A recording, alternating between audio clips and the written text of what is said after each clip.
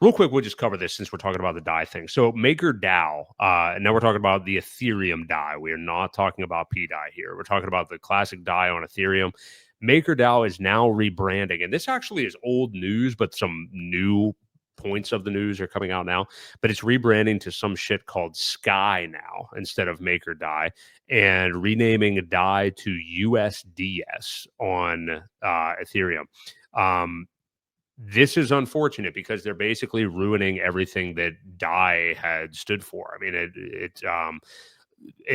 it was unique in its terms of being a stable coin before. Now it's really going to be pretty similar to just like your USDCs and stuff like that, because now there's actually the ability to blacklist it like USDC, really ruining it completely. I mean, or at least, turning it into USDC when DAI would have been the preferred option on Ethereum. So it sucks because there's just more scam regulation stuff being integrated into crypto. But on the bright side, Ewok, I want to ask you, and I know you don't know all the inner workings of like when this is going to happen, when the rebranding takes place, but either way, it is that censorship and integrating, basically integrating people's ability to infringe upon you using a stablecoin now, with DAI on Ethereum. But how much does this push the need for PDAI and a decentralized stablecoin being on PulseChain or existing anywhere at all, really?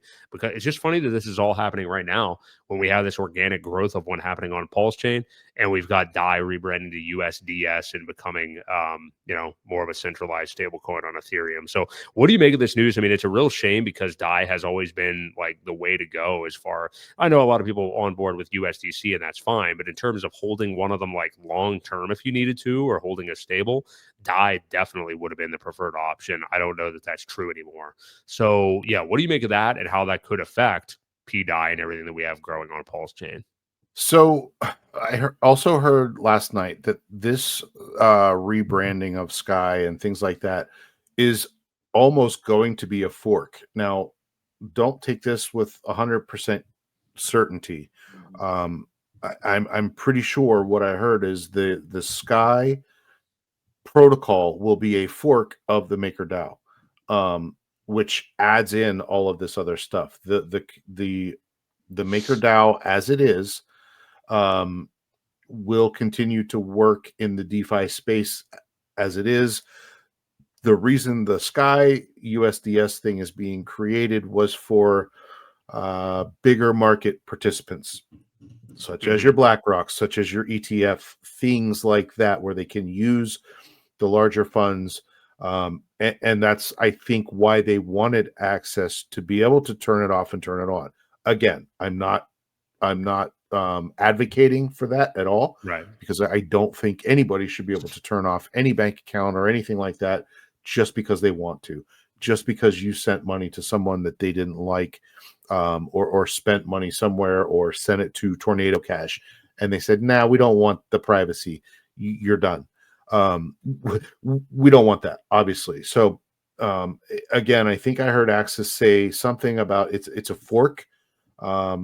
And if he's in the chat, maybe he can correct me, but this will be for the larger scale onboarding of the ETFs, of the bigger entities, for using this type of stable coin. So again, it does lead me to say, yes, all the more reason why we need a DeFi one that is not controlled by any on-off switches.